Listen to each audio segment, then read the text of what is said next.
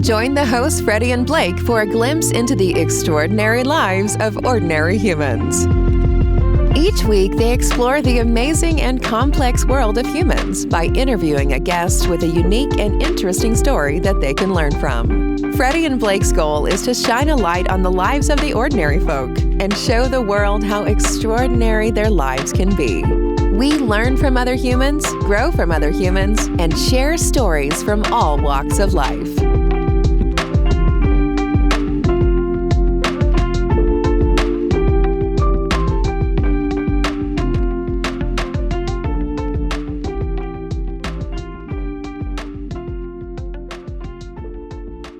This episode is brought to you by Pouch 6 Studios, Austin's first smart production studio with full podcasting, photo and video production capabilities.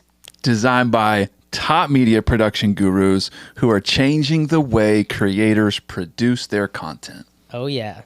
Next time, we're going to remember, so we're going to have to read off it. Booyakasha. All right. I love it, you guys. Let's get our cans out. And we'll do a 3, 2, and then 3, 2, 1. Psh. 3, 2, 1. Cheers. Cheers. What's up? Oh. Hands. He's got the reach. He's got the reach. You guys noticed we switched seats too. Probably because last episode I looked like I was about 2.5 feet tall. And I looked like I was about 20 feet tall. Yeah. So this is gonna look better, and my voice sounds much better too now. So Yeah. Well, dude, we are so excited to have our guest today. This has been probably about a month and a half, 2 months. That's when I met you, right? Yeah, a little while. He told me about it and he was so fucking excited. He was like, bro, you don't even know about this guy that plays live. It was like one of the best live experiences I've ever had. Yeah, no, I was pumped about it. So I think it was about 2 months ago. I went to a bar called Darwin's Piano Bar. It's on 6th Street, the clean part of Dirty 6. By Pete Terry. But we went in, just I didn't know what to expect. I was just meeting up with some friends, and I was just so blown away by the performance of the artist there. And there was actually 2 artists. There was someone on the drums. What was his name, Michael? Oh, that night, was he kind of balder? Yep. Looking, big beard. I think so. Yeah. That's probably Roger Glenn. Yep. Yeah, he was on the drums. So that was super impressive, but really, I was blown away also just by Michael's performance. So we have our guest today, Michael Carrandi, right? He is the magical pianist from Darwin's Piano Bar. And if anyone has time and you're in Austin, you should absolutely go check him out. But we're really excited to have you here today, brother. Yeah, bro. Thank you, man. Thanks for having me. Thanks for the shout out, by the way. As well. Absolutely. So you talked about Darwin's and you really want to promote Darwin's, but do you play at other bars, or is that the mainstay for you? I do. So Darwin's is kind of the residency. Gotcha. where I started out in Austin. That was my first job, kind of established me here. But the industry that we're in also, like 1099, like most people are nowadays. I'll work at bars like in New Braunfels, for example. I'll play weddings, corporate events for other companies that are like kind of travel based as well. So I'm not entirely stuck to Darwin's, but I do place a high priority on it. I mean, it's super convenient. I mean, I drive 10 minutes down the road. It's home to It's you, right? home. That's where you start off. Now, I definitely get that emotional connection you're going to have to a place that has, I don't want to use the word stepping stone, but it kind of allowed you to like kick off, right? What are those things called where it's like 2 sticks with a rubber and you pull it and you kill birds slingshot, with it? slingshot. A slingshot. So Yeah. it kind of like slingshotted you into what you're doing now. And gave you the opportunity to practice your craft, something that you're really passionate about, which is always, it's great. Yeah, and you have like, dude, especially, so you're not from here. No, I'm not Right? from Texas. Yeah, so whenever you get to a new city, you're looking for you're looking for some connection, and whenever you find it, and it's a cool place, like like you there's like something in your heart that you really like have a lot of love for it, and that's what it sounds like Darwin's is. Yeah, it was definitely something unique. It catered to exactly what I wanted to do, which was kind of like give me a little freedom. I've never thrived in a corporate setting, I should say, to put it nicely. And so Darwin's having that freedom to at least, the owner gives me a lot of freedom. I should give him credit. Definitely CJ out there. So Okay. I'm appreciative of that. Thanks. That's CJ. awesome. And like speaking of like where you're from, so we send out a quick questionnaire to our guests Mhm. prior to them coming out on the podcast, and you said Spain. Mm-hmm. Yes. Is that where you were born? So I was actually born in Los Angeles. Mhm. So my family history is a little kind of spread out. I was born in Los Angeles. My mother's side is all Mexican American Los Angeles side. East LA, I should say. There They you would go. want me to throw that in There there.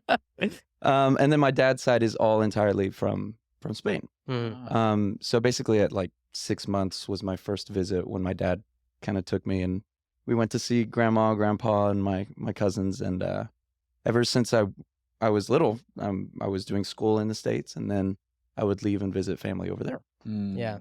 So I kind of grew up in two places at the same time, which is really interesting.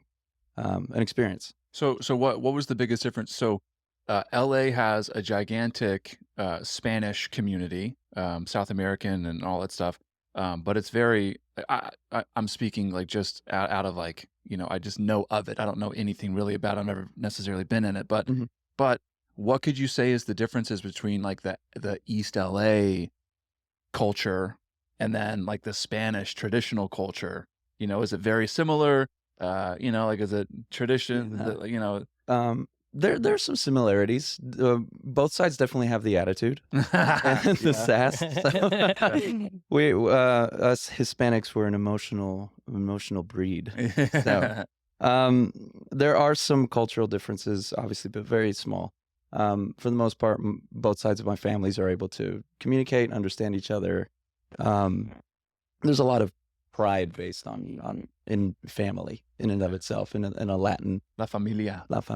Yeah. So it's like I always grew up with my grandma's house, and it was 20 other people living at Yeah. right. So Okay. it's very small, close knit communities. Were there other musicians in the family, or are you the only one? The only other one I know of is my grandfather, who played some mariachi guitar here and there. Yeah. I mean, I'm sure he played many other different styles. I heard him a few times. I was fortunate enough when I was very young, and that's the only other musician that I know of.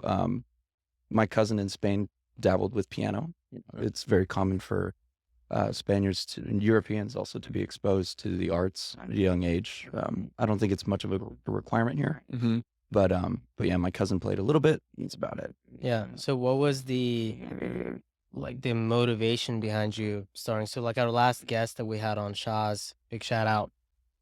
She started playing classical piano at the age of 6 Mhm. because I think it was her mom Mhm. that was really pushing her towards that, and she fell Yeah. in love with it. So did you have someone that was pushing you towards it, or was it more like, I just want to learn and I want to do this? Kind of the same story. So I have my mom to thank for that one. Mm. So I mean, from what I remember, it was so long ago. I think I woke up one morning and to the smells of bacon and wonderful breakfast foods, and my mom was like, "Do you want to do piano lessons?" And just as casually as it was asked, I was Oh. like, "Sure." I mean, what the fuck do I know? Let's go for it. Yeah. About how old were you? I was 5. Oh, Okay. dude, Yeah, that's about 4 or tight. 5. Okay. So Started how many years did you do classical? So for our previous guest, Shah, she was like all the way through high school. She had to practice an hour a day, blah blah blah. Did you have any like stipulations like that, or was it just, hey, I love it, and then I kept on going, or? Probably the second one, just Okay. kind of, I was all over the place. I mean, I was writing once I matured enough musically. That was one of my biggest passions, was just writing Mhm. for the piano. It's like any instrumental part. I've never felt strong with my voice. I've never felt strong in any other instrument as I have with the piano. So it was like, well, let me allow the piano to be my voice. And so Mm. that's where I would write melodies and all these kinds of like film score kind of stuff. Yeah. Yeah.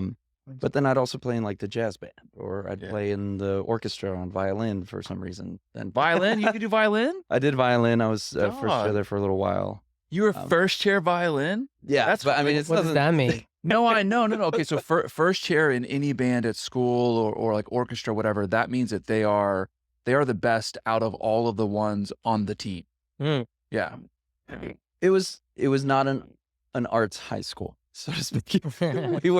we were inclined in other ways, but we did build a music program into what it was. So, I have all my classmates that we all did it at the same time. So, our year was really truly gifted. That's tight. But yeah, I might have been first chair violin, but just like me, they were equally as mom. Humble, dude. But let's talk about that a little bit, because my experience, like I didn't play, and my mom tried to force me into music from a young age, and I would do. So my mom was a music producer in Uzbekistan, so she would set up concerts for like huge crowds, and she's like, "Okay, you're gonna be a child star." So she just kept pushing me for it. I absolutely hated it. So like I would go out there and like sing, lip sing, just to be clear, because my voice was not good. But beyond that, it was kind of like, my experience was really in sports, right? Yeah. So when I got to the United States and I started playing sports, like I know the path, which is there are competitions, like you travel, you play against other teams. Like I played soccer, you go to college, right? You do the same thing, and then eventually you get into pro, like if you're good enough. Is that also how it is with like the music in high school, where you are part of a, I guess, team, right?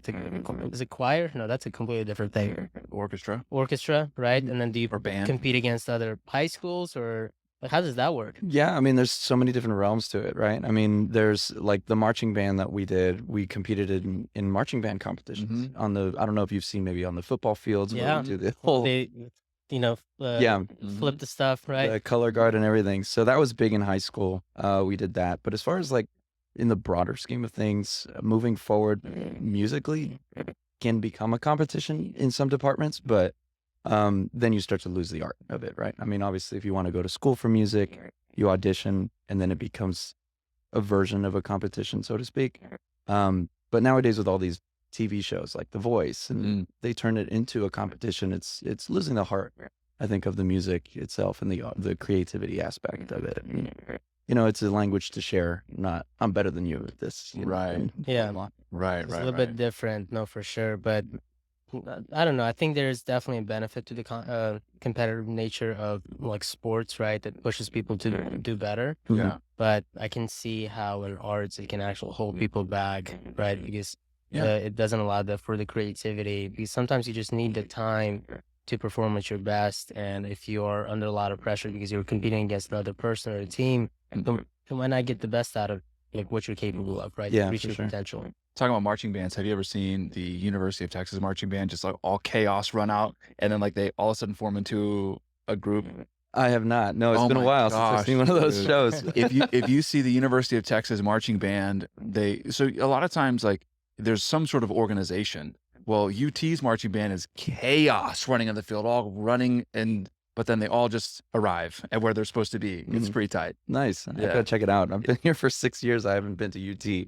Not once. Okay. Me too. I still haven't been to any of their games or anything like that. Yeah. Well, they kind of lose a lot, so why would you go? I mean, I thought they were good. no. No. They're good at making money and getting donations and things like that, but they're not necessarily good at winning championships. They were back in like the early 2000s, whenever I was kind of getting out of high school and stuff. It's like, fuck yeah, man. But now it's like, it's like Dallas Cowboys. I don't really want to. It's like the Jaguars. Hey, I don't they want to won go. their game yesterday. Yeah, I know, but you told me that a lot of times they're like, you go to a live yeah. game, and every time you went to a live game, it's like they lose. Lost, yeah. I don't want to fucking watch my team lose. So I was blaming myself. I think I'm bad luck. Every game I went, they lost. So I was like, I'm doing this for you guys. I'm just not gonna. Yeah, exactly. Dude, I had that same experience with the World Cup, and I was watching Spain. And the first game I missed, they won 7 to whatever it was, like 0. And then I watched every other game, and they lost. And I was like, I'm just gonna go back.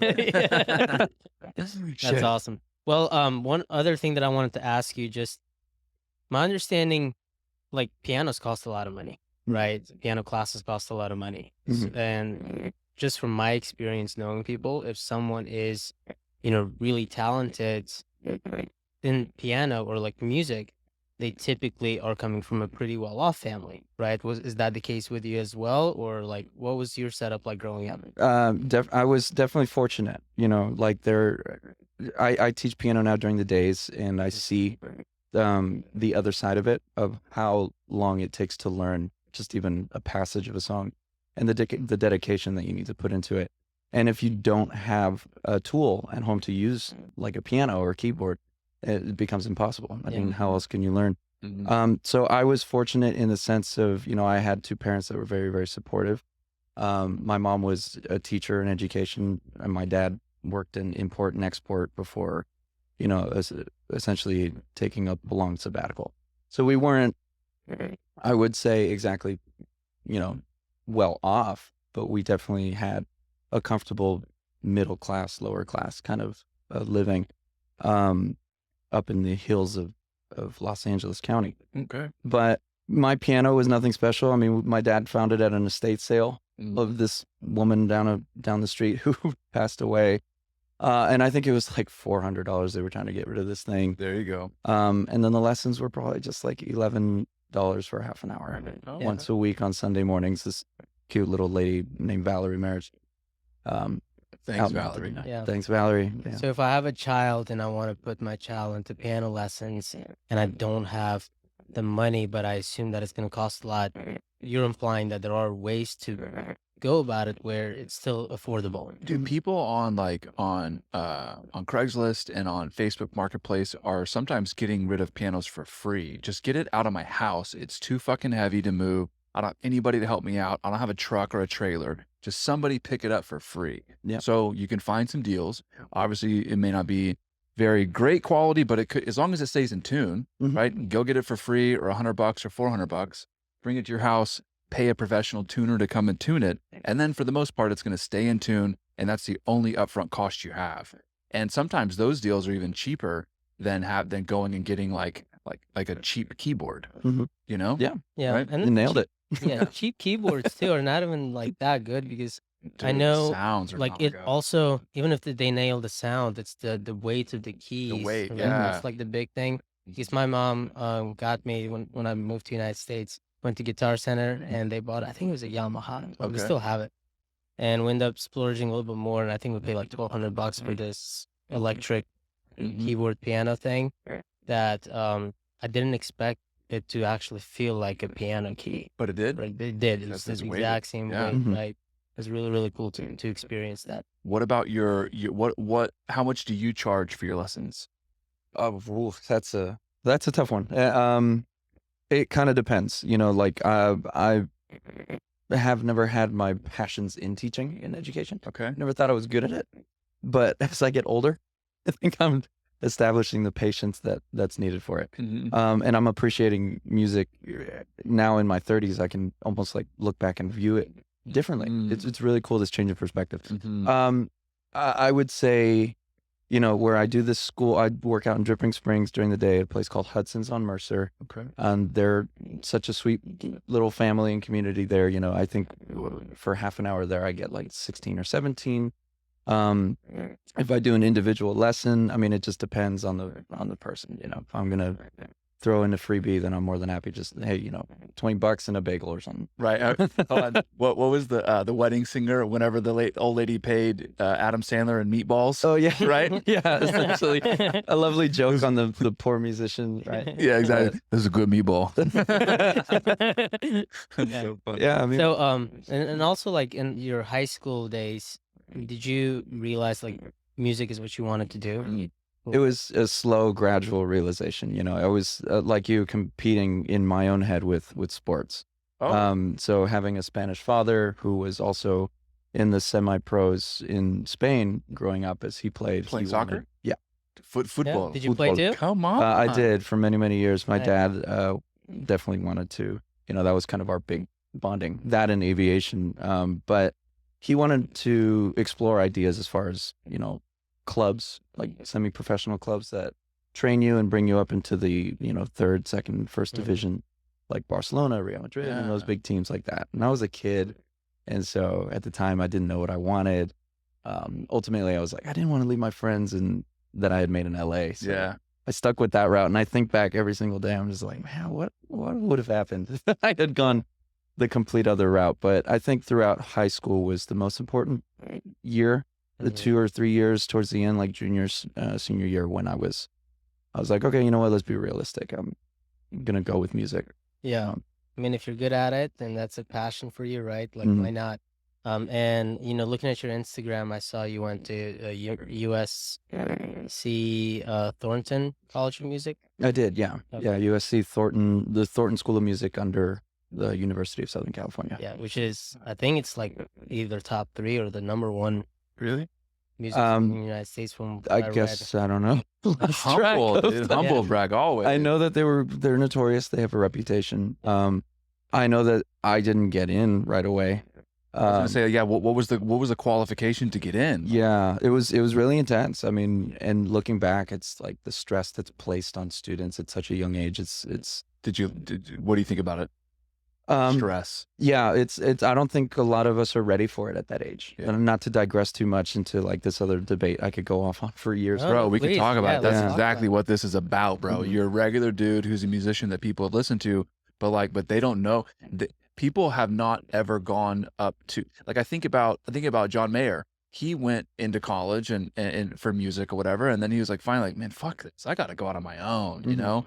But I think like a lot of people have no idea what it takes to get into that kind of a school. Yeah, for sure. I mean, it's very demanding. So going back to that, the audition requirements are one thing.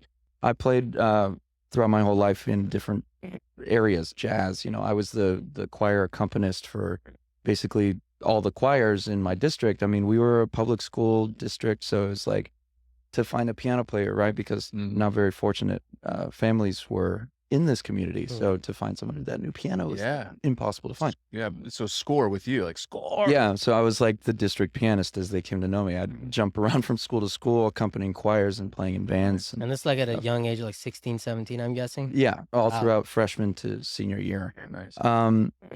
So when it came time to school, I was like, okay, well, what the hell am I going to do? Because I've got all this other shit I'm good at, but what do you require for school? I looked at a couple ones. I think it was like UC Berkeley, yeah. Berkeley College of Music in Boston, NYU, and USC. So I applied to just those 3. NYU didn't accept. Berkeley put me on a waiting list. And then USC actually rejected my application because you do 2. You have to get into the university, and then you have to get into the School of Music. Oh shit. And so it's actually 2 applications. Most like theater kids will have to do the same thing. If you have a sub major or something that you're going into, like a specialization, Yeah. you have to get into USC, and then, hey, good luck if you get into the other one, right? So I worked backwards, which is really funny. I got into the School of Music, and I didn't get into the university. Shit. Yeah, so I had to like write one of the options they send you with the rejection letter is you can write a letter of appeal. And they're like, they warn you too. I still remember that ingrained letters in my memories, like only 3% of whatever get into the school. Oh no. And I'm like, well, fuck it. I got nothing else to lose, right? So I wrote this letter of appeal. Obviously my mom helped me out, Yeah. but through the whole process of college, since she was the American who had experience in it. And sure enough, what I came later to find out through the admissions office at USC was this complete stranger who was my counselor, so to speak. I guess they assign you counselors. I didn't know anything about this guy, and apparently he knew about me. He goes, yeah, somebody in the music school fought for your admission based off of your live audition. What? And I was like, well, that's got to mean something. Yeah. So, I mean, I'm not good at anything else, but at least I can play a little bit. So That's tight. So tell us about this live audition. So what is that like? You have to, I'm guessing, go to USC yeah. and perform in front of someone. Right? It's an incredibly stressful process for somebody as myself who nobody in my family was experienced with it. So we were all just kind of like, we don't know what to do. We're just kind of, this kid's good at piano. Let's send him off and see what the papers And say. you're 17 or 18? 17, 18 doing this audition process. And so basically you have to find a zone you're going to pick. In this case, I was just going to go in for piano. And so they require you to do a very strict conservatory style for the genre. The department I was going into was going to be conservatory style. I had to learn 4 massive pieces, have them memorized. So the first step is recording them. You send in the recording. Sometimes they don't even see you. It's just audio. And then based off of the audio recording, which I don't know how they accepted me because I did my shit in GarageBand. And I literally just pressed record. I was like, I don't know how this is going to sound. And I can say this now because I've graduated, but there might have been some MIDI alterations that happened. It may have been influence. Yeah, I might have, fixed a note or two. Yeah, I was under a deadline, so I had to get it Come out. on, the stress, bro. You had to. And then based off of that recording, you wait, and then they're like, okay, well, we'd like to see you now audition. And so I still remember that morning waking up and being like scared shitless. Mm-hmm. And they don't make it easy for you. You got to be there like 8 a.m. It's this time when LA's in that phase where it's still cold, like, 60, 50 degrees in the morning. So you're just like, your hands are fucking freezing. And then they walk you into this massive auditorium. It's just like, they go, okay, you ready? There's 7 people sitting at a table judging you. And they're all the way at the back of the room. And you got to make this death march from the doorway all the way up to this massive piano on the stage. And it's totally quiet. You can hear every single one of your footsteps. Every single one. And of course, these judges aren't going to smile at you. They're not going to make you feel comfortable. So you literally just sit down. Intimidating. Yeah. And then it's like, okay, everything you've worked for in this entire life comes down to these 4 songs. Yeah. Do you remember the songs? So I did, I did Clair de Lune by Debussy. I was required to do a Bach prelude and fugue. So they kind of, they want you to branch over certain And are you doing it by memory, by the way, or do you have the sheets? And this is all by memory. Yeah. There was a Mozart sonata, piano sonata that I did. And God, I think the 4th one was a, I want to say a Scriabin nocturne piece of the sorts, if not a Chopin. But yeah, those were the 4 kind of requirements, roughly, off of my terrible memory. But yeah, nail all 4 of them, or like one? Oh man, I don't know. I started playing and everything went blank. I was like, okay, well, I made sure to get my hit points. I was like, let's make sure the tempos are good. The artistry is just the way I've been playing it for the last 6 months. Just like pretend I'm in my living room. Mm-hmm. The best thing I could tell myself. And then it was just kind of a long wait. Yeah. Sitting around and then eventually, okay, so we're gonna get you in under circumstances. So, yeah. So it was kind of like, the way I put it was special ed for like college kids. Okay. I was definitely not the most academically inclined. I wasn't an idiot by any means, but I wasn't your 4.0 student. Same. We have passions elsewhere. Yeah, like climbing trees and throwing balls and kicking balls. And exactly, right? Come on, I don't want to listen to this bullshit sitting at the goddamn desk. What Chemistry, are you talking about? what is this? This is bullshit. How do I play this? Right? Yeah, exactly. So yeah, they told me I had to take this class, and it was basically a fancy way of saying, like, we need to teach you how to be academic. Yeah. Teach you how to learn. Bro, I have 2 kids that are in middle school right now, and my oldest is like, he's not dumb by any means. He's very smart. He's very vocally gifted in the sense of like carrying on conversations with grown adults whenever he was 6, 7 years old. Wow. That like adults are like, who the fuck is this kid? How is this? I've never had a kid have conversation with me. So he's super smart, but he's ADD, and it's very difficult for him to know how to take his focus and put it on something. And then whenever his focus goes somewhere else, to recognize that it's somewhere else and then pull it back. Like there is a way that you use your brain. There's a way to learn, and not all of us just have it. It doesn't come easy to all of us. Mm-hmm. Exactly right. Yeah. I read a quote the other day, and I'm going to paraphrase the quote, but it was like, just don't be discouraged if your kid just doesn't feel inclined to do math or science. Maybe they're some theater kid who's, the next, oh gosh, Adina Menzel or something. Mm-hmm. I'm probably not butchering that name. Maybe, Adina but Tina Fey. Tina Fey. Right? Yeah. Like, do you think Tina Fey knows how to do algebra? I'm going to go ahead. She's actually pretty smart. She is pretty smart.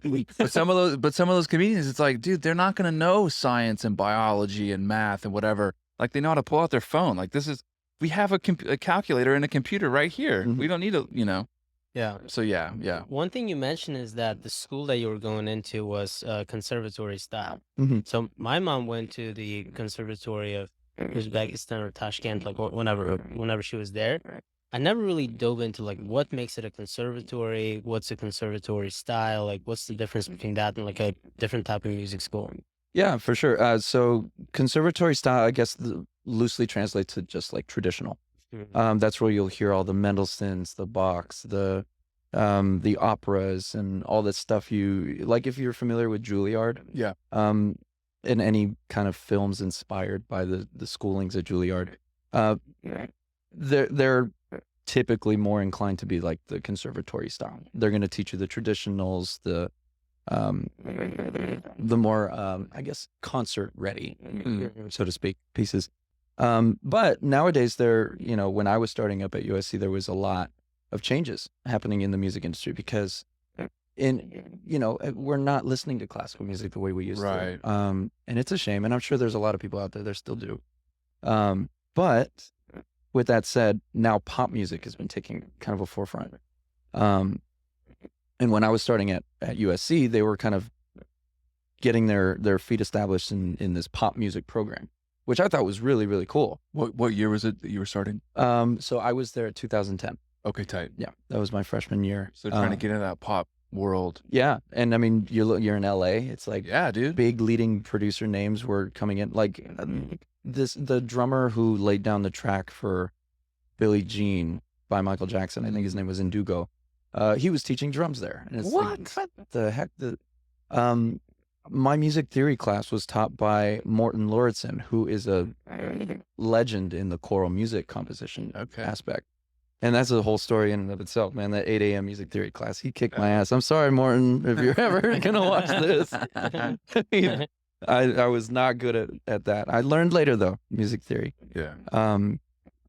So there was this blend now of happening, this pop music going in with the conservatory traditional stuff. And there's also the jazz school that, students bleed in and out of from too. But long story short, to answer your question, I think conservatory is probably just more traditional. That's probably the best way I can put it. Yeah. That makes me wonder about, where the music is heading, right? If you're still gonna, I guess there's always gonna be music schools, but with how popular like EDM, house music, and like disco is making a huge comeback right now, and a lot of DJs that I personally know they're self-taught, so there's even courses you can sign up online through what is that, something universe, I don't know, but like you pay them $200 and you get access to this course, and you just watch these videos and you teach yourself, right? So it makes me wonder like how that's affecting the applications for music schools, if that has gone down. Did you start noticing that back in 2010 when you were in school? We weren't so much into the internet as we are now, right? It was still very much this transition period.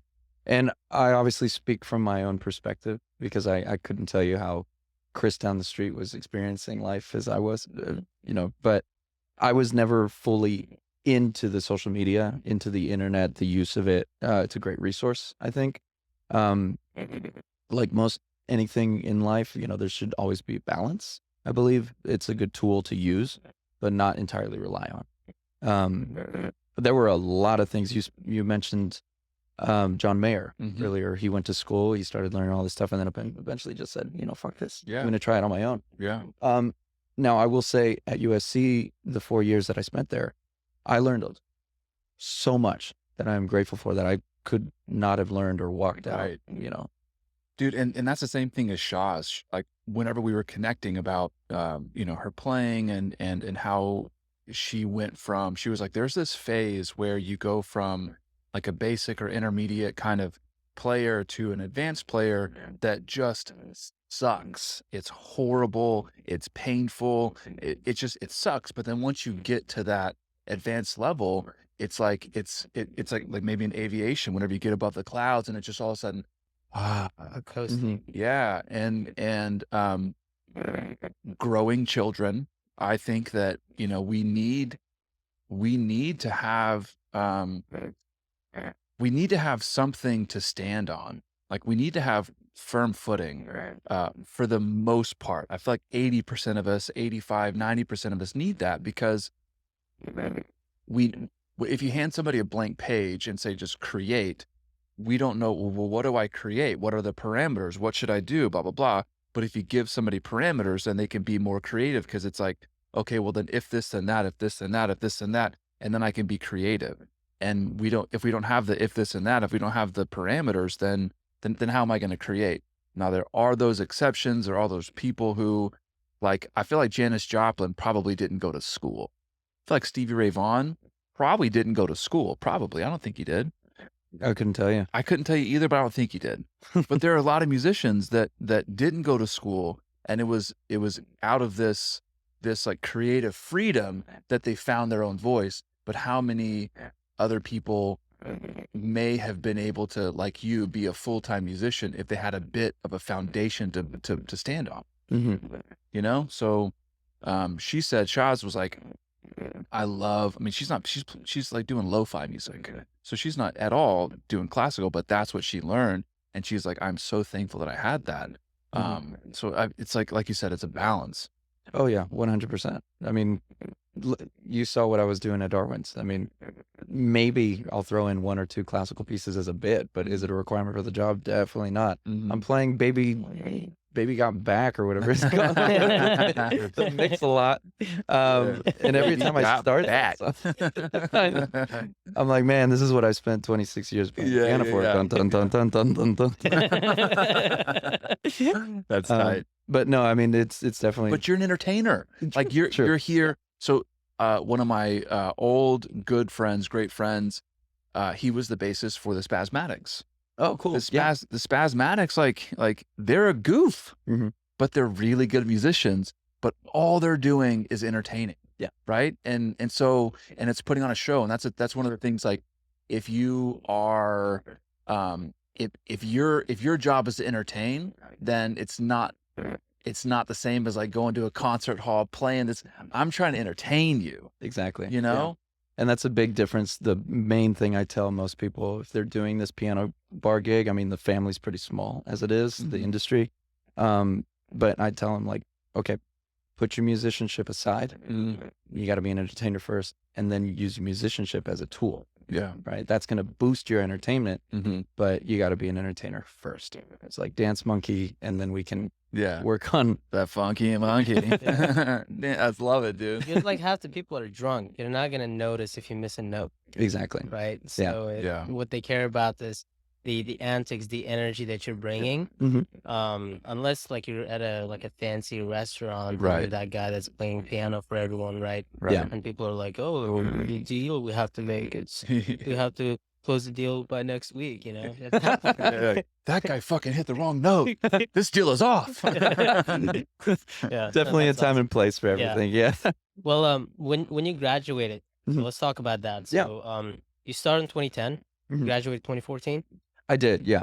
So I had to do just an extra little class over the summer there, but yeah, 2014 was pretty much when I called it quits. When you were graduating, did you have plans like, hey, I'm gonna go do X, and then, or was it just like, I'm gonna go to Darwin's in Austin from today? I had plans, and my plans were to run far and far away from music. Oh, really? After you graduated music school, you're like, fuck this? I did, yeah. It was probably the most burnout I have ever felt in my entire life. And to this day, I have this debate with myself whether or not the music school crushed my creativity.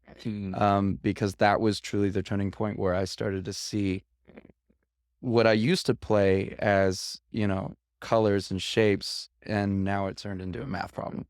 Yeah, bro. Where I was overanalyzing everything, and I couldn't write anymore like I used to because I had been so exposed to this wonderful education, but now everything sounded like something else. Yes. Do you think it's the education that made that switch, like forced you to go from colors and rainbows and shapes to problems? It was probably 90% of what, I couldn't tell you what my life would have been like if I didn't go to college and I just remained on that path of like, well, I'm going to wake up today and write this feeling out, whatever. Yeah. Who knows if what I wrote was any good? Who knows if it would have gotten anywhere? So I don't regret the education at all by any means. I think I see it more as a challenge of like, how can I take this knowledge now and escape the formality of it Right. and go back into, now use that knowledge and go back into art. Well, like there's only one Ed Sheeran. Ed Sheeran was like the kid playing on the streets who ends up, becoming a gigantic musician. That's one of those things. Like maybe if you wouldn't have gone to school, you would be fucking like making pizzas and then going home and playing colors and all that stuff at the house. But you wouldn't necessarily you wouldn't be able to live out the dream of music. Have you ever, since quitting school, not quitting, but graduating school, have you ever done like psycho-assisted things to pull out like all of the learning and just get back to the creative flow freedom? As far as psycho-assisted, I have not. If we're talking about the same thing. We're talking about LSD, we're talking about acid, mushrooms, things like that get us out of the thinking brain and into the feeling brain. I've always had this debate with myself. Whereas I grew up with my parents pretty straight. I've never really, I've had alcohol and marijuana in my life, right? Yeah. Anything else I've never tried. Yeah. I've thought to myself, well, I know how deep and controversial my upbringing can be. Yeah. To the point where if I dive into a psychedelic, I don't know exactly. I feel confident that trip is going to be exactly what I want. Yeah, dude. However, that's safe. So it's been more of a safety thing, right? However, though, over the last six to 10 years, we get older, you experience life a little differently. Things slow down a little bit. For some reason, mushrooms have been making its way into the forefront of most of my conversations nowadays. Bro. And I've just been taking it as a sign, as like meeting people that are exploring this avenue, and I'm like, maybe that I'm older. Yep. Wouldn't mind a little microdosing here and there and just see what it's like. Yeah. And see what kind of avenues really open up, the windows and doors. I think the big thing is whenever you do those things is doing them with an intention, right? And that applies to everything in life, really, but specifically with psychedelics. Yeah. A lot of people will take it for the wrong reasons. Like, I'm going to get fucked up and just have a great time, which is totally fine. Like, there's time and place for that. If you want to get the right results that you're seeking, if you have that intention going into it. Yeah. And obviously, like, doing like lower dose. But I read an article. It's very common. We talked about it, about how in the Silicon Valley, a lot of CEOs and tech people are using psychedelics by microdosing them to get the most out of their performance, right? Yeah, unlocks creativity. Yep. And that has actually gone into Wall Street as well. So a lot of people on Wall Street are doing that. They're using it for like their sales so they can connect with people better, have more empathy, right? That's something I personally have experienced myself. So yeah, absolutely. Especially in a city like Austin. I'm not surprised. The topic of mushrooms is coming up more and more. Oh, definitely. It's pretty common here from what I've seen. Yeah. But like I think that your fear is good and it's appropriate, because I know people who have gone into an experience with a good intention, but you can intend to not see demons, but all of a sudden your demons come up, right? Okay. Like I don't mean like I see a demonic, but I mean like those life experiences that you don't necessarily want to process right now. Yeah. And then all of a sudden, holy shit, I'm like vomiting, I'm this, I'm that, because, we're human and we hold on to our emotions. We remember everything. It's in there. And it's only that we've hidden it away, or our subconscious has hidden it away to protect us. Yeah. So I think that your fear is good. I don't ever want us to get people to not have that. I would just say microdosing is great, and having like a friend who you really trust, really, really, really trust, maybe even like a musician friend who you really trust, and just be like, hey man, like I want to have this experience, and let's just see where the chord of C takes us, and let's just play. Yeah. That would be a cool thing. But the other thing is Silicon Valley was microdosing LSD. So not just psilocybin, but LSD. Wow. Yeah. So That's a new it one. just unlocks some stuff where, again, just the creative flow, that creative process. How many times do we want to be in a creative process, but how do we get into it because our thinking brain is trying to make it happen? Mm-hmm. So it just helps us to get out of that. And like Freddie's talking about, like, feel empathy, and whenever you can feel like empathy for your younger self, and then you just start playing something, then it's like, something happens. Yeah, I've been thinking about recording lately some of my practice sessions. Oh, yeah. After I've, maybe had an edible or two, Yeah. and it's really funny. And then in the moment, I'm like, oh, whoa, unlocking kind of this harmonic language that I don't usually do. But then I know it's like the moment I kind of get out of that headspace, I'm gonna start overanalyzing it again. I don't even know if it's good. I mean, when I'm playing it, it's like, well, this just might be therapeutic for me at this point. Yeah, no, that's awesome. Well, going back to a little bit with, your time leaving Thornton Music of College. Mhm. Were you like just straight to Austin? I know you said Oh, you yeah. wanted to get out of the Yeah. music a little bit. Like, what happened? So definitely, I finished. I finished, and I was like, okay, so what's the furthest away from music I can get? I know the easiest job, serving, and so I started serving tables, and it was such a delight. It was, it was for the. I know most people don't usually describe serving tables that way. Believe me, I had my fair share of stress dreams. I mean, I never had nightmares like I did when I was serving tables. But it was such a blessing to be around this different environment. You're treated like shit constantly. Yep. And I did like fine dining briefly in an Italian restaurant in Beverly Hills, which was like the shit of shit. Great money, but the shit of shit. I mean, people snapping at you all the time. Bro. But you just have to hold your napkin, Yeah, behind your. Tripping, just I'm here to serve. dropping stuff on people. Oh, sorry. Exactly. Sorry. So I found serving, and honestly, some of my best. Shout out to all my best friends I've gotten to know through serving, because it's a raw gig. You're just there to make money, and that everybody knows that, and you just meet some really raw people, down to earth. And it was the complete opposite of what I experienced at USC. So it was this just like eye opening. I was like, wow, my people. I was back amongst my people, it felt like. Yeah. Whereas at USC, it was just kind of like, I drive my Beamer and I don't have to work for a single day of my life. My dad does this. Mhm. What does your dad do? Exactly, with the Valley Girl accent and Yeah. everything. Yeah.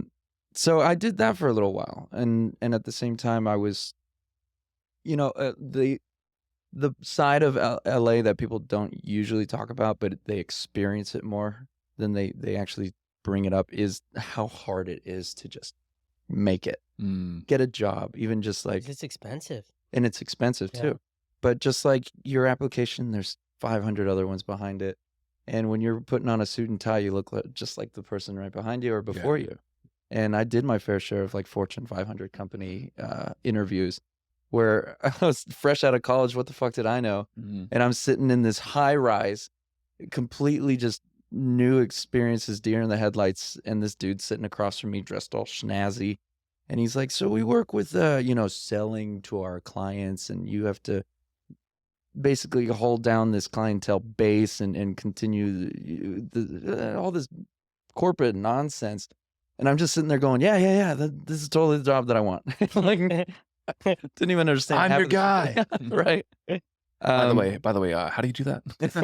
Right. What's my job again? What do I call it? Yeah. So serving was easy. It was down to earth. It was quick cash in your pocket at the end of the day. But at a certain point, it started to wear down on me, just like anything else. And that was when I just was desperate, 6 months, maybe a year, 12 months down the line of just literally throwing my application and my resume at people. Like, I was one step away from just walking up to you on the street and going like, can you just read? Look at this. Nice. And hire me.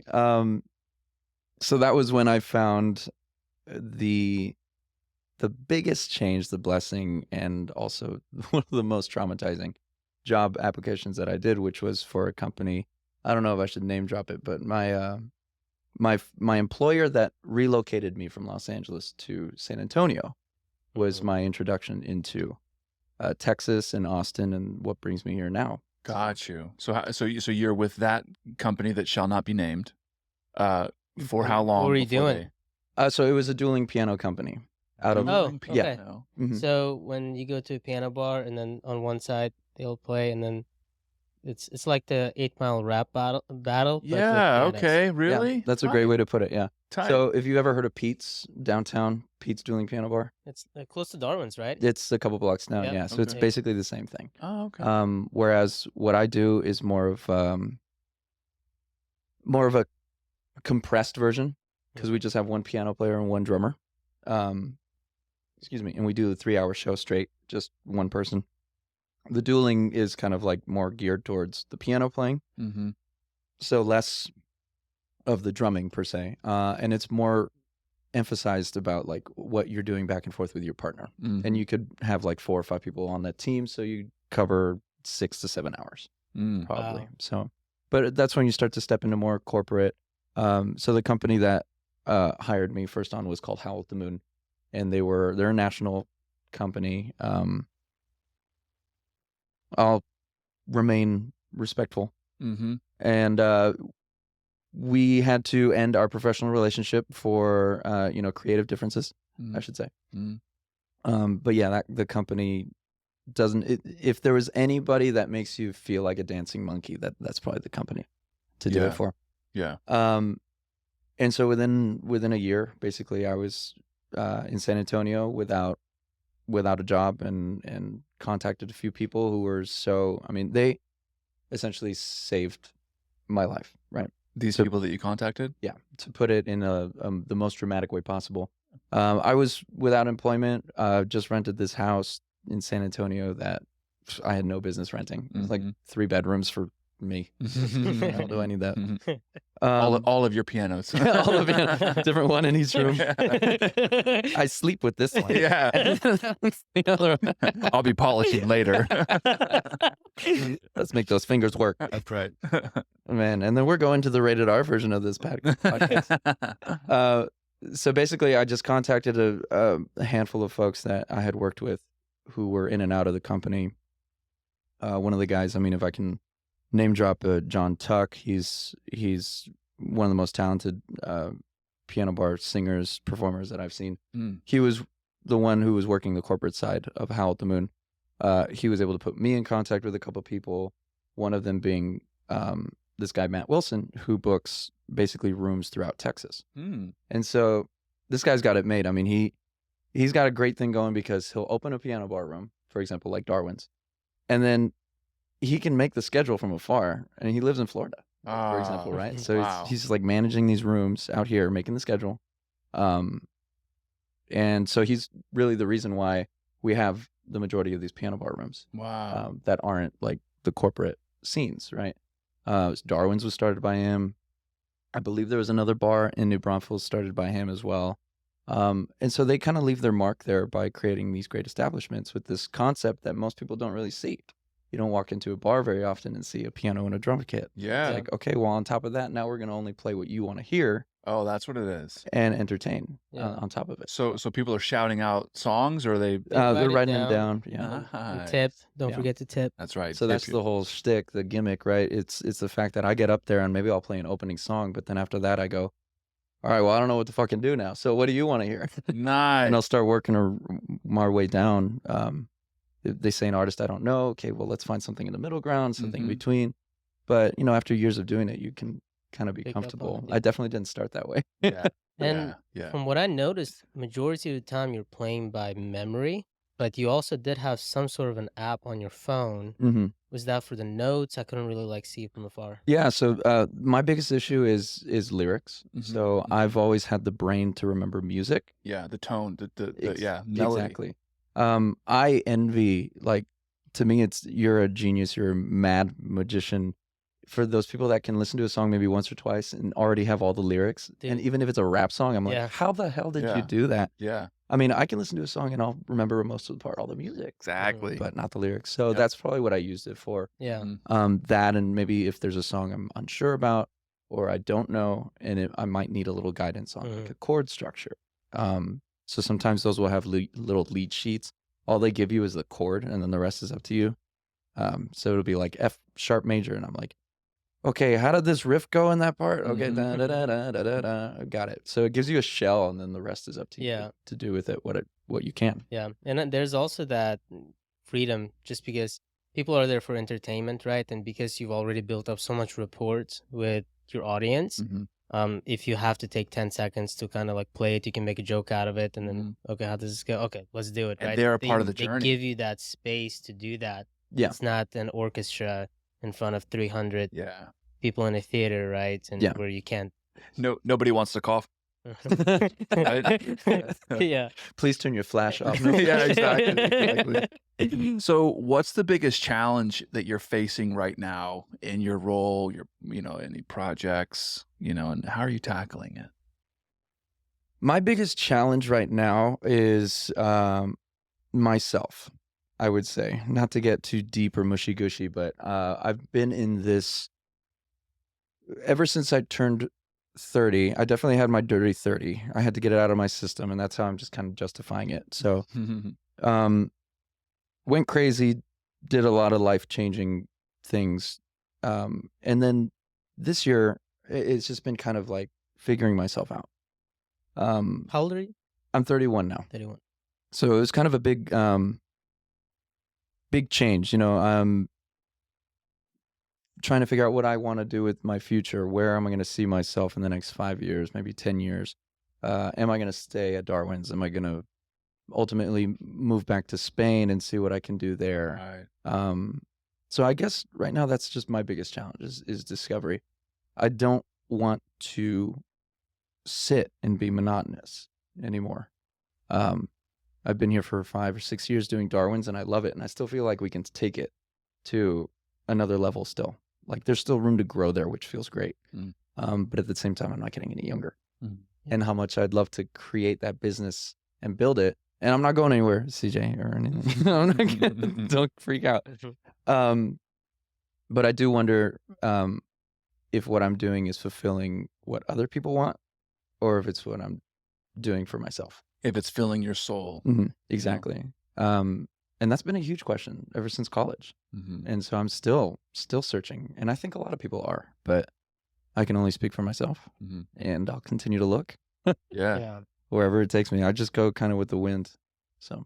Yeah. Nice. Well, one question that I've asked myself that kind of helped me realize, and that was the big reason why I decided to make the changes that have happened over the last few months. Like I left my previous job that was just with an amazing company. The leadership Great are guys. like my brothers. Like I'm very, very close to them to this day. But I realized similarly to you, like, am I doing this for myself, or am I doing this because like I want to do something for the company, right? And the last couple of months that I was there, I really started losing motivation. And I was also just exhausted. Like I would work 9 to 5 and then go do Uber promoting my podcast and to get a couple extra dollars in my pocket. Like I was exhausted, right? Yeah. So the question that I asked myself is like, okay, let's say someone came in and here's X amount of money where you don't have to work anymore. You cannot do what you're doing right now. What would you go do? And the first answer for me was the podcast. But I was like, okay, but if I take away the money from that equation, no one gave me money, but they told me I can't do what I do. What would I do? And I had this clear answer of like what I wanted out of my life. It didn't come immediately, but once I started thinking about it, it's like, okay, this is the path that I have to take, right? So I'll ask the same question to you. Like if you had to choose another line of work or still do piano or still do music, but you can't do what you're doing right now, like what would you end up doing? Man, that's the $1 million question. Dude, right? yeah, super loaded. Awesome. I guess I could probably take that 2 ways. The first one, if I stay in music, I would love to write for foreign film. I feel like most of the film scores that I've attached to and have felt really moved by are the majority of them either indie films or like foreign films where the score is minimalistic enough where you can get by with just a piano and maybe a small string section. That kind of stuff would really feed my soul as far as if I can write my just originals and maybe work with a small writing team, somebody that can orchestrate, because I like to create, but I'm really terrible at writing stuff down. If we were to remove the music 100%, I would want to learn. I mean, I would start with learning how to fly an airplane, I think, and then just move my way down. What's the next thing I'd want to learn after that? You know, how to drive a fucking train or a locomotive. I don't know. Something that would be that a fun thing I to would do. never be exposed to, right? Just trying everything that there is to this life if I have no worries about money. So Yeah. so there are 5 big major personality traits, and one of them is open to experience. Mm. And some people are super low and open to experience because they don't like new experiences Yeah. at all. And then some people are super high. Mhm. It sounds like you're towards, the super high side of open to experiences. It could be. I'll have to ask my therapist tomorrow. It could be completely different. I don't know. But I could wake up and probably just hate the world and not want to leave my couch. But yeah, no, I'm definitely very open and receptive to just learning new Yeah. things. I mean, if you sit me down in front of a chemistry book, I probably won't be as receptive as like Yeah. other things like, okay, you know what? We're going to learn how to fly a Boeing 747 today and put you in the cockpit seat and be Yeah. like, whoa, okay, this Mhm. is really, really cool and Mhm. overwhelming. Mm-hmm. You have to Obviously, have passion for it, at the Yeah. end of the day. And Yeah. one thing that I didn't want to say is, so we were talking about this was it with Shaz or someone, one of our most recent guests, but about the studio that's opening up in Bastrop, Mm-hmm. right? The movie studio. So there's going to be a ton of movies getting made in Texas, specifically in Austin and surrounding areas over the next, year or two. Mhm. It's kind of becoming like a mini Hollywood. So I feel like there's a ton of opportunity. In fact, the guy that I work with, he does commercials and he's an actor. I can ask him like if you want to, get your feet wet and start talking to people about, potentially, getting in there and like doing some scores for movies. Maybe he can connect you with someone. For sure. Yeah, no, it's I think I just get in my own way on that Yeah. stuff because another buddy of mine as well, he's building his own kind of film studio thing. Mhm. He's into the production side of film. And he's been the biggest supporter in trying to get me to write some stuff even just for him. And ever since college I've always been like, well, I don't think what I put out is of quality.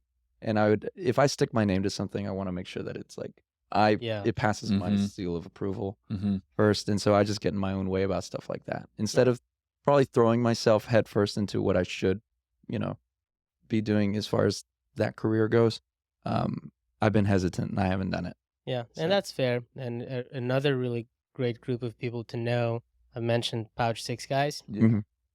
They do a ton of work, and I'd love for you to chat with them about it and like just kind of get to know them. Right, it's good Yeah. people to have in your corner for sure. And that is a very smooth segue into our ad. Mm-hmm. So we're gonna take a quick break here. Enjoy the ad, and then we'll get back to it very shortly. That's right. Awesome.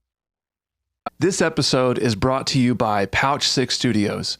Creating a podcast is easy. Creating a high-quality podcast is a completely different story. Whether you're just launching your podcast or you want to take your existing podcast to the next level, you need a studio. Instead of spending tens of thousands of dollars on building out a studio, why not rent a studio that will provide you with all the tools you need for a high-quality production podcast? Located in the heart of downtown Austin, Pouch Six Studios offers high-end, all-in-one production services that include video and photo studio, video editing workstations, and the first ever smart and autonomous podcast studio that eliminates the need to hire videographers, live switchers, or video editors.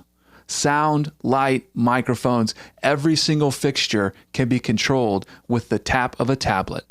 All you need to do is show up. Utilizing state-of-the-art equipment with the added benefit of having access to podcast and media gurus, Pouch Six Studios has everything you need to turn your project into a reality. If you're thinking about starting a podcast or want to take your existing podcast to the next level, then go to pouch6studios.com to learn about their services. And use the code HUMANS50, that's HUMANS50, to get 50% off your first booking.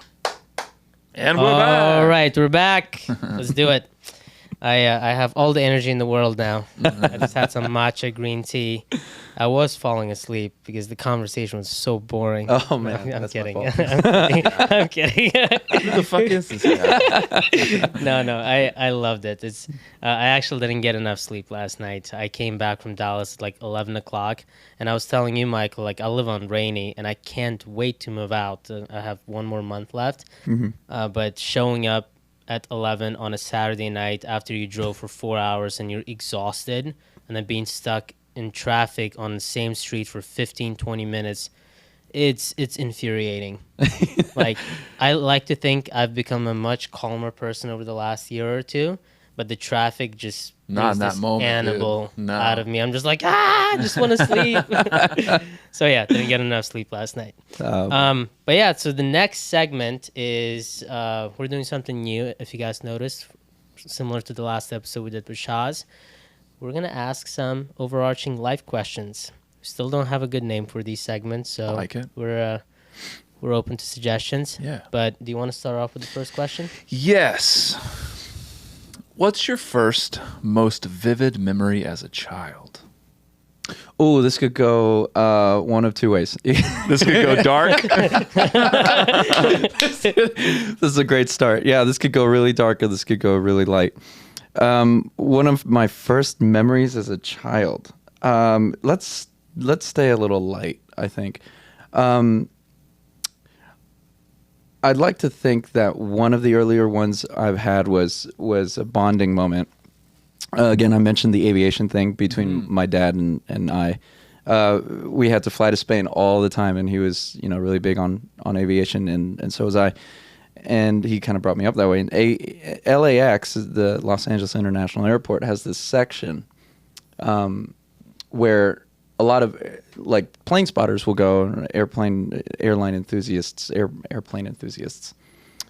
there's this grassy patch, and In-N-Out Burgers right across the street. Okay. And so it's this great little kind of picnic spot. And so ever since I was little, like, God, not even probably 2 or 3 years old, that's where my dad would start to take me with a soccer ball. And so we do a little kicking back and forth, have cool. a burger, and then watch the planes Yeah. literally landing like right on top of your head. So Yeah. that's a good one, if not a memory from Spain. But yeah, How loud are the planes flying over your head? I mean, they're pretty loud. I mean, they're flying right on top of you. So Yeah. it's right before the runway. So on approach, they're just flying right above that. That's tight.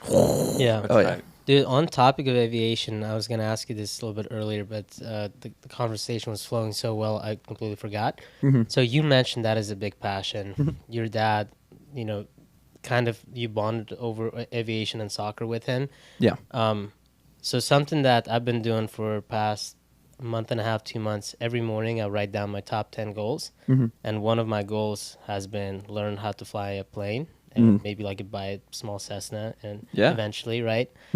So I'm slowly getting into that. Like, do you want aviation to be more of a hobby, or like do you? Like, I think so. Yeah. Okay. Yeah, it would definitely be a hobby, an expensive one, Yeah. for sure. And that's what's been holding me back. But it's really funny the more piano players I meet in their later years, the common connection we have is aviation. For some reason, a lot of pianists or musicians like to be pilots for some reason. But yeah, it can be expensive, and I think maybe later down the line it might be something I can explore. When I wonder. I mean, can you rent a plane to fly? Is that like a Yeah, thing? it's a as long as very you have your expensive. license. Yeah, it's very expensive. I mean, you're paying for the fuel and all that kind of stuff. Dude, you could build a plane. You could buy a kit and go build the plane. I don't know if I would trust. I don't know if I trust myself either, but What kind of plane are we talking about? You don't want to be cutting costs there, bro. It comes with a little remote, it's an RC. bro, there's YouTube University for everything, man. It's all good. Bro, that would be way too scary. Okay, I got a good question for you. We asked a variation of this in our last episode, but I think this is just with what you do, it's so impactful. So who are the 3 musicians in history that you admire the most, and why? Right off the top of my head, Matt Bellamy. He's the lead singer and one of the the front man to Muse. Ooh. If you know Muse. I don't know names, but I know muses. Yeah, so Matt Bellamy, I don't know, but that dude, come on. So Matt Bellamy was my inspiration growing up. My closest inspiration when it came to exploring avenues of music that weren't choir, jazz, or like classical. So that was my springboard into the realm of like how you can take classical music and put it into this awesome metal rock setting, and it's like Queen 2.0 Yeah, dude. rock versioned out. So I love Matt Bellamy. He's had a very similar vocal style. I've had a very similar vocal style to him, I should say. At least in my younger years with the falsetto and getting up there, and then lately I've killed my voice over the last 6 years. But Matt Bellamy won. I would say Ennio Morricone for his compositions in film. So big ones that he's not known for. They're more subtle films like Cinema Paradiso, The Mission, and the big ones that most people know are the Good, the Bad, and the Ugly. So the spaghetti westerns, Ennio Morricone was the composer for those. And shit, man, I lose it on my third one. Bach. Bach. Or is it botch? I'm just kidding. Bach to the future. I don't know. I'm gonna just toss one out there and just probably go with like Chris. This one might be unpopular, but a little controversial. I do like Chris Martin from Coldplay. Mainly because why is that controversial? Yeah, why would that be Coldplay. controversial? If I could love Coldplay and Chris Martin. I guess growing up there was always like in my social setting in my it's like schooling so basic, area. like Yeah. it was too popular. Well, if anything, it was the saying at the lunch table was, "Oh, you know how I know you're gay? You listen to Coldplay." Exactly. So Yep. that was kind of growing up with that. It's like Nickelback. It was like Nickelback, but it's also like some people have that same sort of feeling about Dave Matthews Band. And I'm like, dude, Dave, if you listen to Dave Matthews, right? If you listen to Dave Matthews, like there's so like you listen to just Carter Beauford on the drums, you're like, what the fuck? Drummers can't do that shit. And then like the bass is like he's just rocking out. I mean, it's not like Flea, but it's like it's in that world, right? There's a lot of creativity. So anyways, I was one of those kids like I love Dave Matthews Band, like okay, whatever, stupid. Yeah. Dude, I was gonna ask you, like, from composers, obviously as a layman looking in from the outside, like Hans Zimmer is the seems like the tip of the mountain, right? At least from like modern composers for scores for movies, like Interstellar. His Cornfield Chase is just to me one of the best, songs in a movie ever. Yeah. What is the like in the scene? Like, how do people like pianists and the artists feel about someone like that? Oh, Is there a lot of respect for him, or is it like? Sure. Yeah. I mean, of course. I mean, anybody that has made it, so to speak. I mean, the rest of us peasants have no reason to speak upon ill against them, right? I mean, if you made it, you made it. That's awesome. As far as like from a critical standpoint, sure, I can sit here and analyze Hans Zimmer and other composers for a little while. Obviously, Hans Zimmer is very talented. He has a great team that works with him too. I think he's mastered how to create a sound that people remember very easily in a genre that most people don't typically remember songs. I mean, if you hit the radio and you're the Party in the USA, sure, that's memorable. But like the Cornfield Chase that you mentioned went viral and now everybody is playing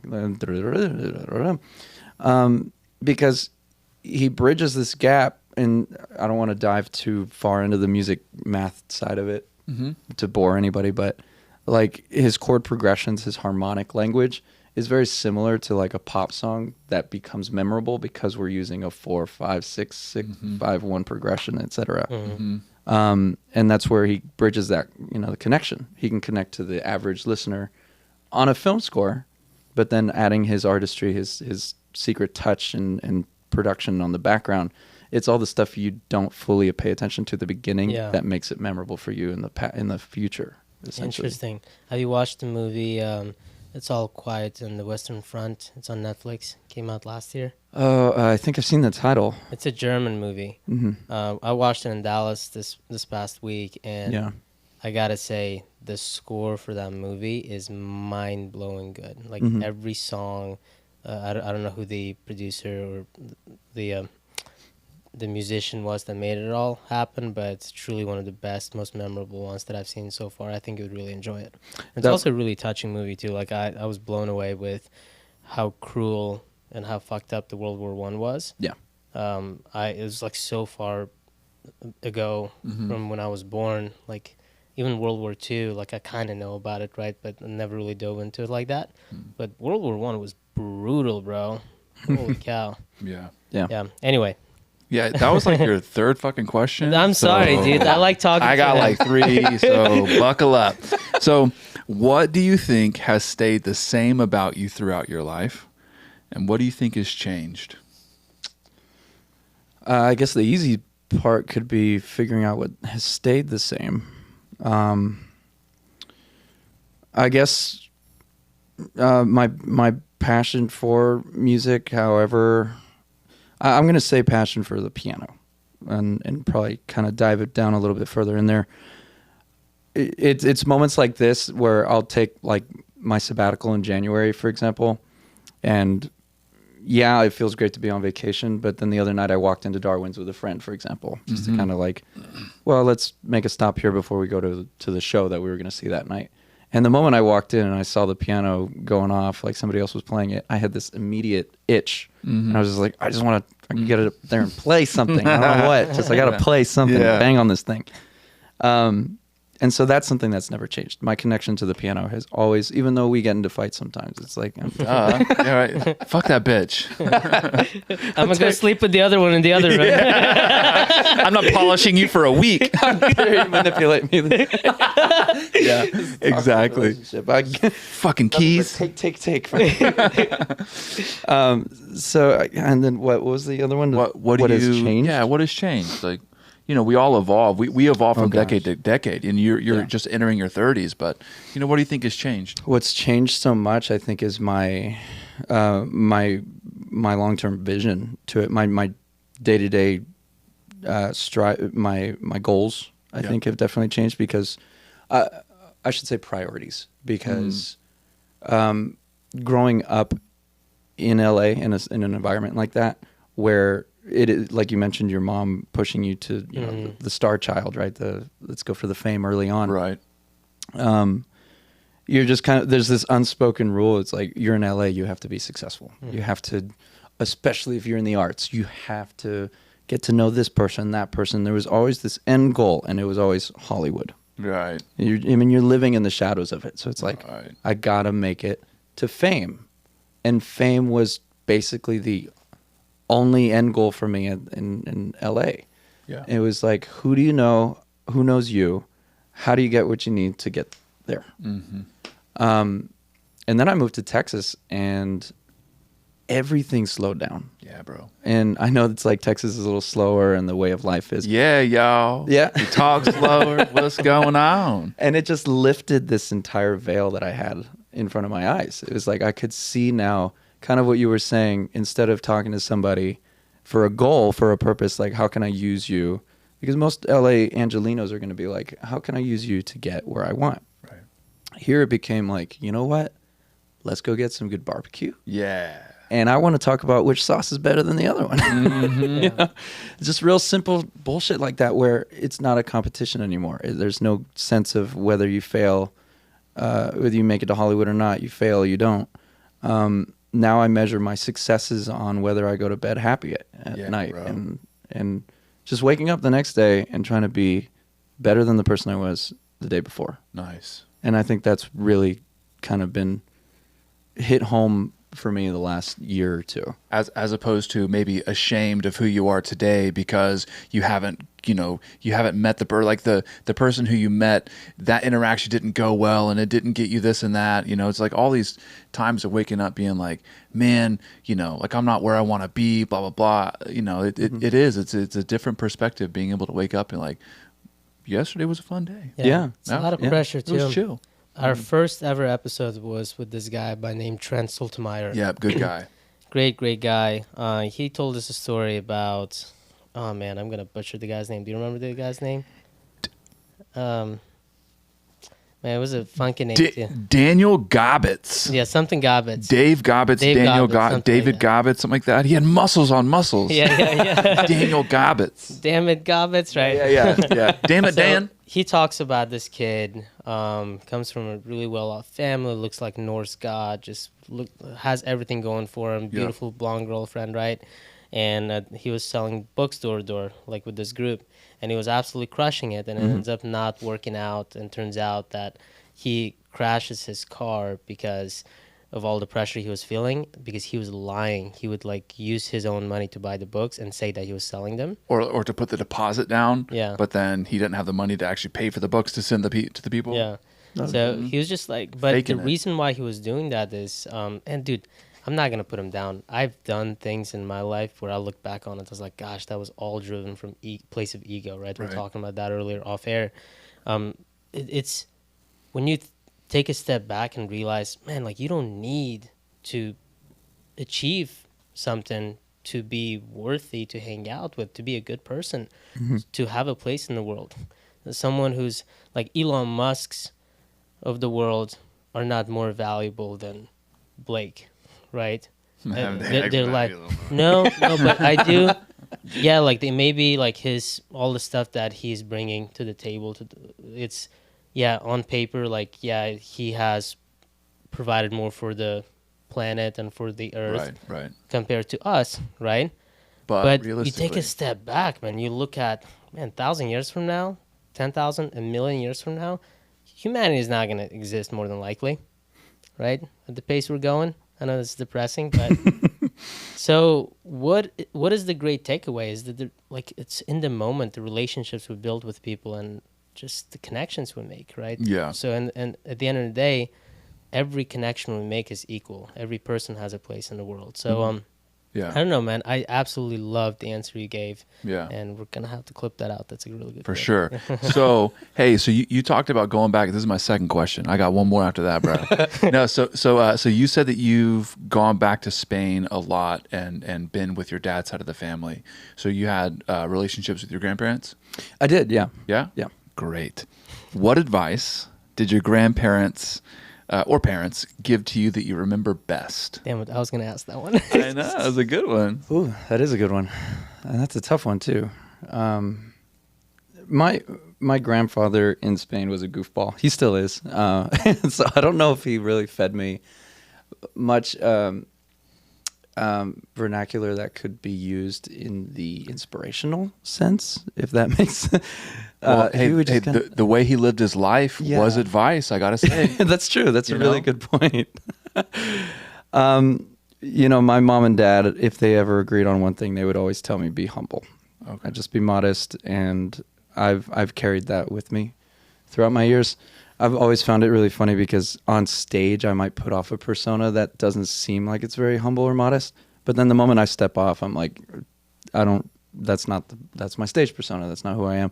So I've, in my career, accumulated many nicknames, some of which I don't exactly agree with. But one of them was, like people view me without getting to know me. They go, he's got a big head. He's got a big ego. But I've always carried with what my mom and my dad told me, almost to a fault, just be modest and don't put, it's a fault. So I have to say that seems honestly cultural to Hispanics. Like I work with Hispanics in my current job, and I've been working with different people from whether it's like the European or the South American or whatever. And while there's like the fire and there's like the what you kind of referred to earlier, there's really like there's a lot of like Catholicism and love of like God and then family and then also humility. Yeah, there is, and one of the fortunate sides of experiencing two cultures at the same time growing up is you get to kind of see that how it's the juxtaposition of the two. For example. We have the Spaniards have a huge deal with, like you were mentioning, humility, embarrassment. Ooh, so it's a big cultural thing that I've noticed, and many Spaniards might not be willing to admit to it. But and it's easier if you know the language. But sometimes a common insult to somebody is a sin vergüenza, And you are without embarrassment, essentially. So you're willing to make a fool of yourself, kind of like how the Japanese are saying, you know, hey, you've dishonored the family, et cetera, et cetera. It's like, well, now you're just making a fool of yourself, and you're okay with that, so you're sin vergüenza. Essentially, is a loose translation the way that I give it. But there's this huge fear of embarrassing yourself, and it's compared to an American approach where it's like, you know, I was in Madrid once, watching all the tourists walk around this national park in Madrid downtown, and El Retiro it's called, and everybody's walking around the grassy areas on the pavement just like they should. And then there's one security guard that comes running out to this group of 3 girls, and he's like, no, you can't stand on the grass. And it's, of course, these 3 Americans. Of course. And they're standing there. And I'm like, well, yeah, this cultural difference of Spaniards, we don't want to be wronged. We're sorry. We don't want to embarrass ourselves. And the Americans of this kind of like carefree, I belong here. This is mine. But, oh, sorry, I don't know. Yeah. Well, it's interesting because it's almost like humility rooted in pride. Humility rooted in ego. It is, yeah. I've never thought about that way. Yeah. But realistically, like, dude, like whenever formality and I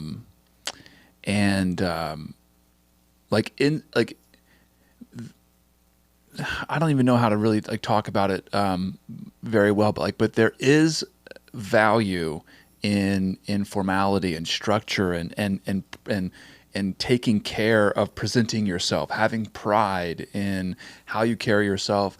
Now, obviously, again, balance that can go way overboard, but yeah, man, there's something about, you know, you go into like a Catholic church or like a really old historic church, and there's like a formality about the way structure. There's structure. Like there's something really great about that, you know, and something that I feel like people should like feel pride about how they present themselves, and so it's like, yeah, maybe it's like humility rooted in ego, but it's actually probably it's like that's a huge valuable trait, I think. Well, it bleeds into the rest of your life so much, right?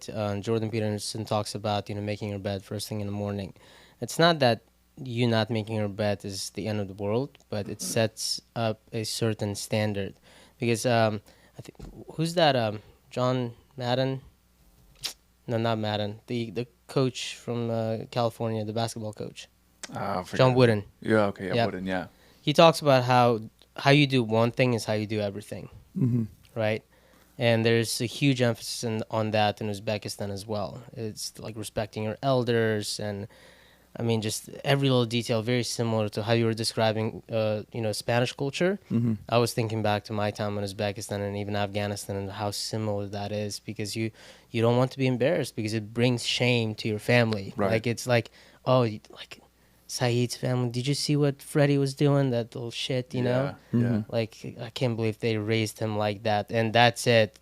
Once you have that stamp, it's not going away, you know? That's exactly right. Especially the small towns out there. It's, you know, everybody knows each other. So you got to be careful what you're doing. So, like, it's ingrained in you that, like, everything, there's no room for mistakes. Right. Right? And a part of that is good, right? Like, there is a benefit to it. But I also look at how the culture in the United States allows that space for mistakes. It allows for people to go outside the box and do things that are, in a way, like, going against the grain, right? But that's what also allows people to reach these new heights and accomplish a lot. Well, so Jesus in the Bible, bringing it back to, you know, God and stuff, he talks about, you know, becoming like a child, and you cannot enter the kingdom of heaven unless you become like a child. And a lot of that formality is really stamping out that childlike freedom. And one of the things about America is like we get to be fucking stupid children all the time. We can do whatever the fuck we want to do. So it's like I feel like you can't have too much of one or the other, because we end up being like stupid little fucking brats who are stepping on grass that we shouldn't step on. Yeah. Or, you know, like just rigid, and you know, you can't be a child anymore. And like that childlike play and freedom is where, that sound looks like blue to me. It looks like green, like, you know, the colors and the whatever. So yeah. Mary. Oh, God. Is it yeah. my turn? Yeah, your turn. I'll hold on to that third question. You can finish it off with that one. All right. Okay. I just had it right here. If you had the power to solve one and only one problem in the world, what would it be and why? Plastics in the ocean. Just kidding. Austin I-35 traffic. Yeah. Oh, yeah. Yeah, that would be my answer for sure. That's a good answer. I'm trying to figure out a political way to say this. How do I fix people as being the problem? I think if we just had more considerate nature, I think in this world we would develop as a society just so much faster. I mean, it's just looking at the potential that we have as a people, and then just all of it, the successes that we could have seen and still can see, but simply because you don't believe in the same God that I do, or you like pepperonis and I like something else, like eggplant. I mean, if we can just all unify under one common agreement, just I think if I could solve one problem, I'd kind of open people's eyes up to the fact that, like you and I were, it seems to be a common theme. We're just people, and like I'm going to die and you're going to die and we're just going to be a part of the earth again, or whatever particles or whatever belief you have in this moment. You got 2 feet, I got 2 feet. Even if you don't have 2 feet, we're still the same, made of the same shit. Yeah. There's a, actually, I'm wearing this motherfucker's hat. On it, the old owner, CEO, Aubrey Marcus, thank you. He talked about, like, it's not the golden rule, the platinum rule. It's like, don't treat people the way you want to be treated, but treat people as though they are you, because they are you. They're just you living a different life. See yourself in the other person and treat them the way that you would treat you, because, like, we talk about this many times, like, somebody's having a shitty day. How many times have you had a shitty day? And how many times have you had a shitty day and somebody who is outside of their ego is like, oh, this motherfucker's having a shitty day. I'm not going to feed shit back to them. I'm going to feed love back to them. I'm going to feed empathy, grace, whatever. I'm going to ask them a question. And sometimes you're like, it's offensive that you're asking me a question. I want to be in a shitty mood, Yeah. But a lot of times it's like, oh, fuck, somebody does care about me. Oh, fuck, somebody does see me, Treating people the way that you want to be treated is almost manipulation, because you're trying to get something out of, like, I'm going to treat whatever. Like, who are you? What's going on with you? What's going on with your day? Like, let me connect with you and see you as me living a different life. It's a powerful way to live. There's a really, really good short story by Andy Weir. I'm pretty sure I'm mispronouncing his name. It's Wier. He's the guy that wrote the book called The Martian. The movie adaptation with Matt Damon, I think he was in it. Yeah. They always got to put him in space, that's for sure. Yeah, that's right. Every time. Yeah. But in that short story, he talks about how, we all come out of this egg, and, like, we're all experiencing life. We're just going back in time, and it's one person that gets to experience the lives of every single person. So the point of that story is exactly what Blake is saying, is just treat people as if they were you, right? Yeah. And a quote that I heard about a couple months ago, 3-4 months ago, that really resonated with me, that I've been telling myself every single day. The key to life, in my opinion, the key to happiness is, if living, as long as you live by practicing love and kindness every single day with everything you do, then things just work out. And I didn't really believe it at first, but then I started doing that, and even in moments, man, yesterday I was knocking doors, and this guy came out, and he was towering over me. First of all, he was super angry that I knocked on his door. I'm like, I'm sorry, it's part of my job. You're interrupting a session, bro. And he just came out and he just cussed me out and slammed the door so hard I felt the vibration on my chest. And I remember, if that was my first year, I would try to fight him. Like it's my first year. This was like 3-4 years ago when I first started doing door to door.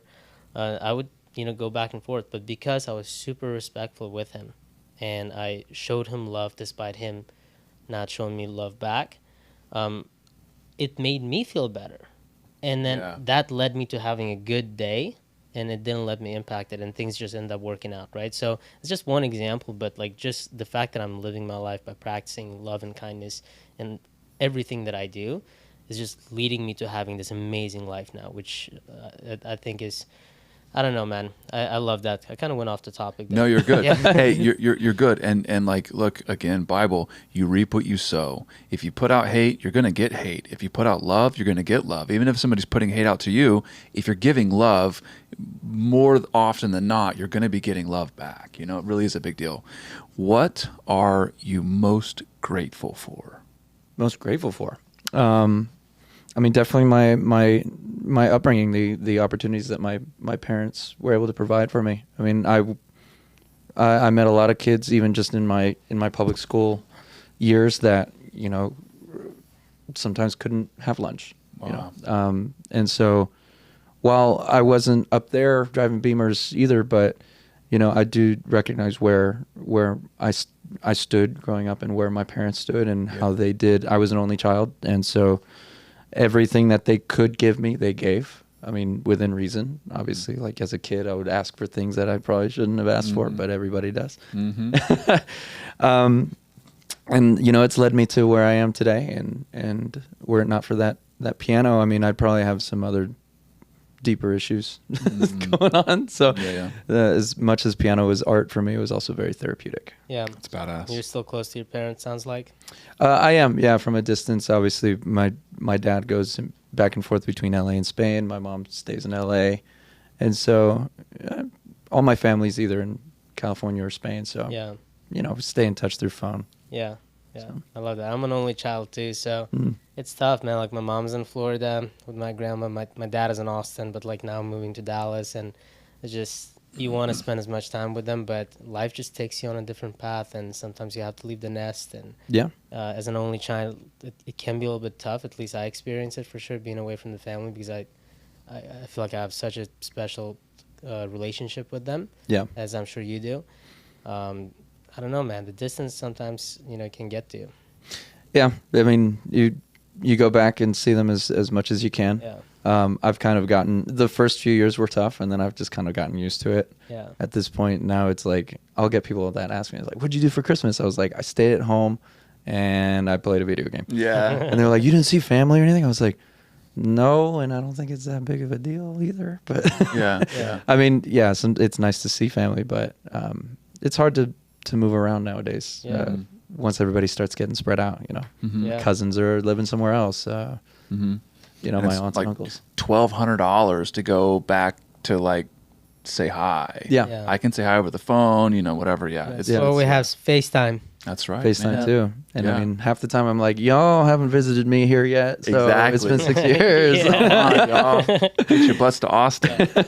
I love that. No, those were really, really good questions. I think let's jump into the rapid fire. We're at 36 minutes. That's a good idea. Yeah, that's a good idea. He saved you from this question, which is... no, I'm curious what the question is. Well, he saved you from this one. Ask it. What's your biggest failure, and what did you learn from that experience? But we can jump to what's your favorite type of food. My biggest failure, I have so many. It's just, man, every day I fail at something. Gosh, my biggest failure. My biggest failure is losing touch with my grandparents in Spain. And it's not like it was gone forever, but life got in the way and I let it. Yeah. And while the relationship is still there, and obviously I can, text my grandfather right now, I can call him up and see how everything's been going. The years have obviously passed. But yeah, there was a time period right there where I was in college and obviously a selfish student, as most of us become at that age, just very, very selfish, just me. And I stopped reaching out to my grandparents as much as I should have. And it's been like this constant battle trying to back up into that. And that's just one thing where I will say to myself personally, I failed, because those are years you just can't get back. It's not like, well, you know what, I failed a chemistry test. Right. You can do that later, or maybe this biology course, flunked it. I can do it again. I failed my driver's test. I should have, Yeah, and that's a failure. But I think if I want to dig deeper for the sake of a podcast, like, that's probably a more meaningful failure of mine. And I lost my grandfather on my mom's side at an earlier age. And so I always use that as a reminder. I'm like, you know what? I didn't have those opportunities as a younger kid to connect with my grandfather the way I probably would have if I was 30 or 31. And so while it might be late, it's never too late. Yeah. And so I'm trying to take advantage now, I think, in these years to make up for the years where I was out of touch. That's badass. And I think that grandparents, whenever they get to be grandparents, especially like, they're grandparents to a 30-year-old, so they are grandparents. Every day matters more than, the days 10 years ago, because they have so few left that you being able to make an effort to connect. And the other thing about it is, like, whenever you get really old, you just stop talking to people. You don't really have friends, and then your family die. Your friends die, and then your family is like, like you're moving all over the place, and it's old people. That's why whenever I'm doing a sale in roofing or in anything to do with at the house, and it's an old person, like, they treat me like I'm one of their grandchildren, because they love to have a conversation and connect with somebody. Yeah. So I bet that every conversation that you have with him is valuable. Nowadays, yeah. Still not as much as I'd like to. And I think I've come to realize last year I'm going to be doing this sabbatical thing in January from now on. I think I've come to realize I enjoy it and I need it. And I think I'm going to make a trip to Spain a regular thing. Cool. Like, dedicate January and I was there last year, and I won't be able to make it this time around, but I mean, 1 year is already too much, right? Yeah. Right. Especially with the older people get. Right. But I definitely want to dedicate more time to that. Badass, dude. So, Yeah. I don't know if that directly answers your favorite. No, it does. It absolutely does. does. I love it. I love it. Absolutely does. Rapid Something fire. that I've been thinking about quite a bit as well with my grandmother. But rapid fire. Rapid fire. Cool. First question. What's your favorite type of food? My favorite type of food, toss up. It's a Thai sushi or classic pepperoni pizza. There you go. But I think I'm gonna go with Yeah. sushi. Okay. favorite genre of music? Alternative rock, classic rock. Although that's a loose definition nowadays, since Yep. I saw Blink-182 on a classic rock station, and I don't know how I feel about that. So Do you know how much they're charging for tickets now that they're coming back out? $700 probably. It's crazy. It's like that. It's crazy. Unreal. It's unreal. I can watch my YouTube. Yeah. Exactly. Yeah, anything with the Killers on there, Muse. So if that's alternative rock, then sure, I'll take that. Okay. Dude, go ahead. Coffee or tea? Depends on the day. Tea every day to survive vocally, so I can do my job. Coffee every single day to keep me from drinking. So, There you go. Okay, so Keeps me going. coffee black or with milk? if available, nitro cold brew. Yeah. Typically on ice. A lot of people tell me we don't serve it on ice, and I'm like, I know, I like it. Put ice in the cup, Put ice in bitch, it. and then put it in there. Yeah. Someone the other day was like, so you just want a cold brew? And I'm like, no, I want the nitro. But then make it a cold brew. Yeah, exactly. So with milk or without milk? No milk, just black, just Okay. the way it is, black and iced. So Okay. Last Halloween costume.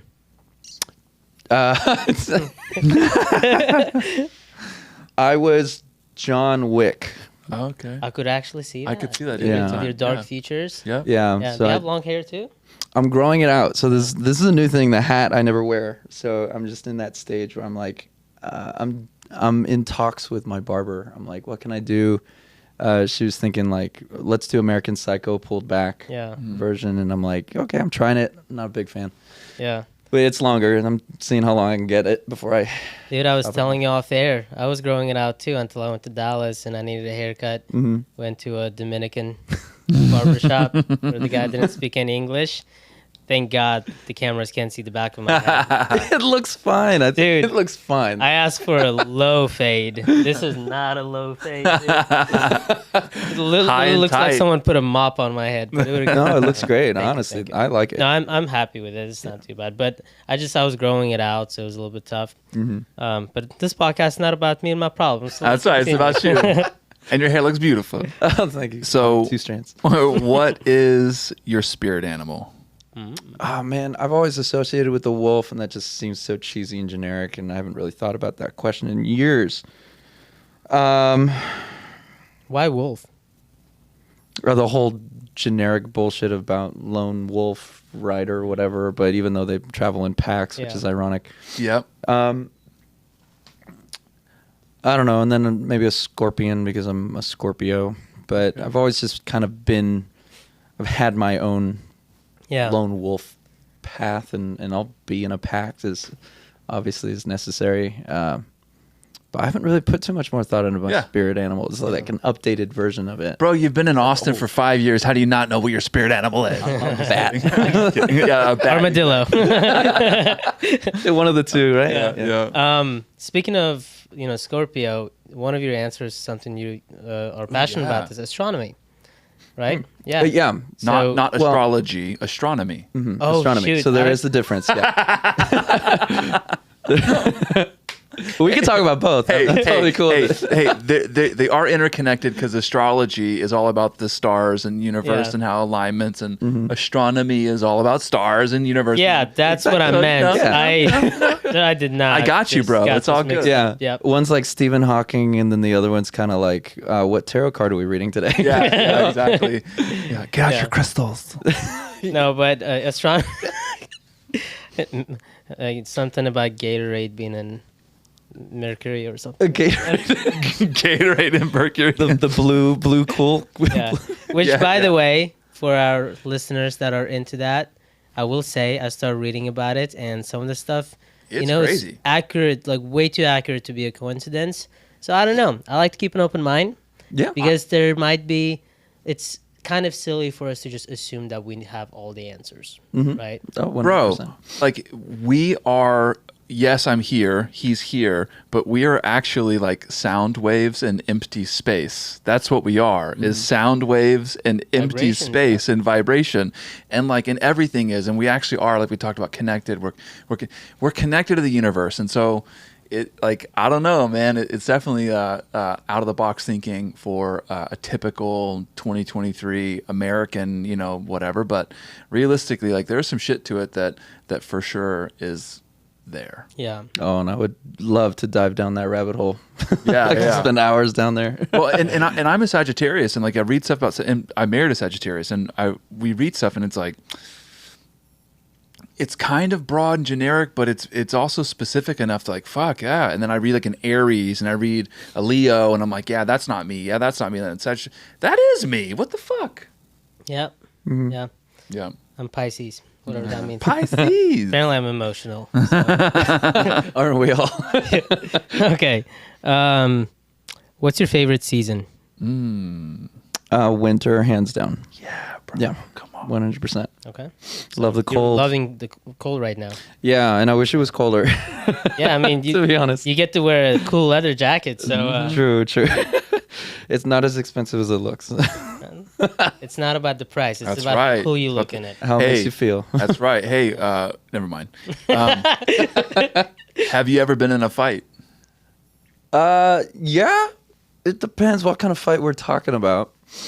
I've had a lot of fights. Have you ever gotten punched in the face? I've never been breached personally that way, no. Okay. Or in any other way. Breached no matter sounds sexual. It does. And the phrasing. I've never been breached that way. Oh, My man. personal that space way. has never been breached. That's awesome. No, I kicked a kid in the shin once because he tackled me in soccer when I was like in elementary school. Okay. Yeah. And so then he put me in a headlock, and then we both got detention for a couple. And then you're best friends after that? No, I never talked to him ever again. Fuck that kid. Yeah, that kid had some issues for sure. Aw. I don't remember him, but Poor guy. Yeah. he was a dick to everybody. Probably because his dad was a dick to him. Most likely, yeah. Yep. We come to Or learn. his mom. Don't discriminate. That's true. Texting or calling. So like if you, what do you prefer? Someone's reaching out to you or you're reaching out to someone?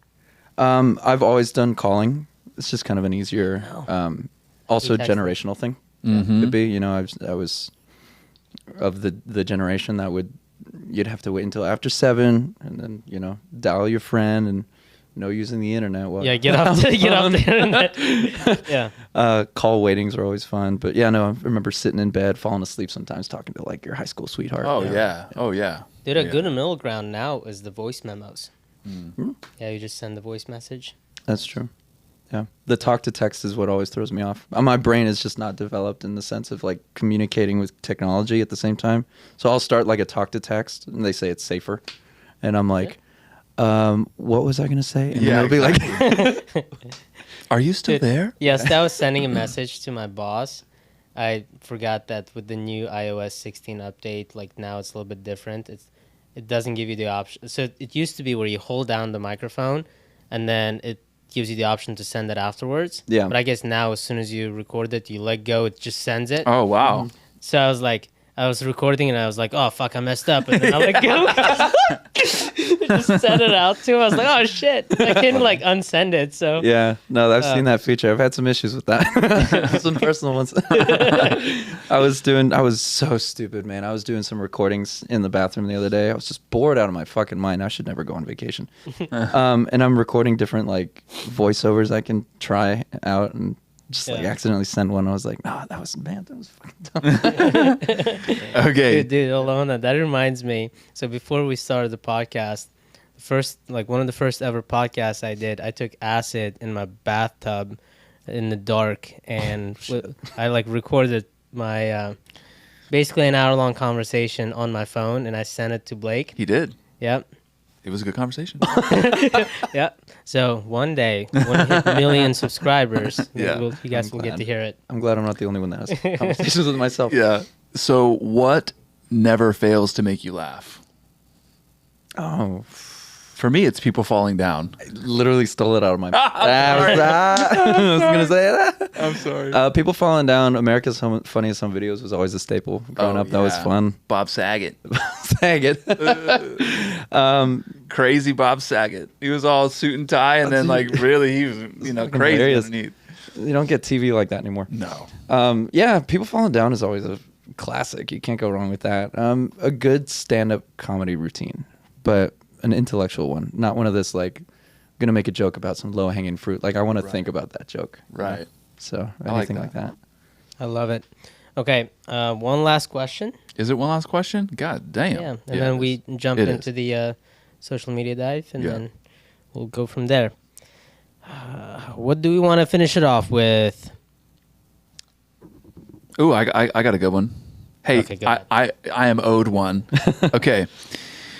It was going to be a favorite pizza topping, but we already know it's pepperoni. But coincidence or fate? Oh man, that is a good one. I don't necessarily believe in coincidence. I don't believe in a lot of things, but I definitely don't believe in coincidence. The same way that, you say we're just sound waves and emptiness, interconnected in a way, and, it's just energies kind of floating around, right? So I have this weird morphed reality in my head of what isn't reality. And it's just really weird to word it that way, but I think everything is somehow connected to a certain point that I might meet somebody in Tokyo, and I've never been to Tokyo before, and they're from the same neighborhood as, where I grew up in. And for some fucking reason, we were in this same spot in Tokyo. Yeah. I mean, that happened to me the other 1 year in college where Vegas was just 4 hours away from USC. And so I went with this completely different group, and this one classmate of mine who I barely spoke with, maybe we were in the same program, so I knew her briefly. We bumped into each other literally on the dance floor of one of the many hundreds of casino clubs in Vegas at like 3 a.m. Oh shit. At the whatever the Pyramid Casino is called, I forget. It's just the Pyramid or whatever. Yeah. And we were both just kind of like, I don't know you that well, but I know you enough to know that you're here, and we have no fucking reason to be here. There are hundreds of weekends to choose from. Yep. There was no special holiday. We were there for a gig, and stuff like that just doesn't happen coincidentally. I don't know. Yeah, it was that it sounds like a I actually wanted to bring up this movie with Jack Black where he's the composer, and it's like I think it's called The Holiday, and one person it's like these two girls, one's from England and then one's from LA, and the LA goes to the England and the England goes to the LA, like they swap houses, and then Jack Black is there and he meets the girl who's from England, and he was and then the topic of a meet cute comes up. That was a meet cute. Oh yeah, meet cute is a good way to put it. Yeah, I love Meet that one. like MEET or MEAT? No. and I like how he's thinking. Yeah, exactly. Here's my room card. Yeah, no, yeah. I like it medium rare. Yeah, I forgot about that. Meet cute. yeah. No, I love it. So, no, those are honestly great answers. I think Great it's questions. the most I've laughed in 17 years. No. Most I've laughed this year. This is, you just pulled me off the ledge. It's too dark. I'm gonna have to cut that out. Freddie, don't jump. Diving into your social media. So there's a lot of photos to choose from. A lot of like really, really cool experiences that you've had. I know you brought up the pyramids in Vegas, which is, you know, how I'm choosing this photo. But looks like you were in Egypt. Oh, what? Is that like a small scale? Is that not really in Egypt? No, that's gigantic. Is that What's the caption on there? When in looks- Egypt or something? looks bigger in person? Looks bigger in person. I'm Yeah. sure it does. I couldn't tell you. I've never been. Oh, wait, really? So I was in San Francisco. Egypt, weekend, Yeah. vacation time, hot, ancient, mummy. These are all the hashtags. That's from 2016. But there's no I went hashtag. really far back. There's no hashtag I didn't go. And this is a perfect segue of how I'm a troll on the internet. I was in San Francisco with a buddy of mine. He still works with Apple, but he had some, I guess, transition job that they were looking to put him in corporate up there in the in NorCal. Anyways, he had a job he was doing up there for a little while. And he was like, come on up, drive, visit, spent a couple days with him in his hotel that Apple set him all up with. And we were just looking for things to do in San Francisco, in San Jose area. And I mean, we did some great things. We went to a Chris Botti concert, which was an amazing trumpet player, if you haven't heard of him yet. And one of the things was this, I guess, like Egyptian museum that he had found on Google. And we were just, okay, let's do something in the afternoon. And we had some stupid photos from that visit. But one of them was this miniature. Oh, that's miniature. Yeah, it's this miniature model of, I couldn't even tell you what the name of that place is. And I just got my camera up in the right angle. Yeah. See if I could troll these people. Man, it would have been awesome if you put two of them, like that one right there, and then like the backed up, so you could like see it, what the purview is. Yeah. That's cool. I love that. Do you So have he didn't a go to photo Egypt. that you saw there? Like? No, it's this one. Oh, the little, The little pup. the punk. The punk pup. Yeah. So what's the punk's name? Her name is Ray, so Aw. it's short for Raven, just R-A-E. And she likes to interrupt the yoga sessions. She interrupts the yoga sessions, and she reminds me when I'm not doing yoga by peeing on the yoga mat. Oh no. So thank you. She goes, yeah, you're Thanks, not Ray. using this. I'll use it. She's a rescue from San Antonio. So I moved to San Antonio without family or friends out here just for the job. And I figured I had gone through a breakup at the time. So I found this window of opportunity where I was going to pursue my lifelong dream of having a dog. Nice. Never got one as a kid because we were always just so busy. My parents knew it was a big responsibility. And so I did a lot of searching around, and I found this shelter. And she was a part of a litter. I think of like 5 or 6, all brothers and sisters. I wish I could have taken them all. But she had been infected with sarcoptic mange. They told me she was a shepherd mix, which I don't really think she is. She's like this big. Yeah, and that's what I She's thought. a shepherd this big. I went in looking for a medium-sized dog. She came out to be about that big. Yeah. I'm like, oh, that's easier for traveling, I guess. For sure. Yeah, no, she was pretty infected with. Still have her? Yeah. She still pees everywhere too. No, she's super, super cute. Yeah. And then let's talk about this photo right here. Yeah, that's a fun one. Texas Whiskey Festival of 2022. Is That that was- in Austin? Yeah, that was actually Bee Cave. Bee Cave of last year. And it was one of those gigs that I was mentioning before where I'll work with a separate company or something. Bee Cave was, I guess they host this whiskey festival every year. And then one of those events we were just booked to do. So that was a 3-hour show with another partner. So there was 2 pianos and a drummer. Roger was drumming that night. Nice. And yeah, I guess somebody was walking around, one of the professional photographers for the event, snapped a couple of those shots. They're really great. Yeah. I love I those. love it. Fun event to play. Whiskey. Yeah, Do they give you free whiskey? they do. They give you a little sample. So there's like tables all over. You can just go and sample different kinds of whiskeys. By the end of the night, you're just like missing notes. For that one, I had to stay pretty sober. Yeah. All right. Love it. Cool. Last one. Last one. Okay, last one. Cool. He didn't want me to do the last one, but No. He knows it way too well. how do I do that?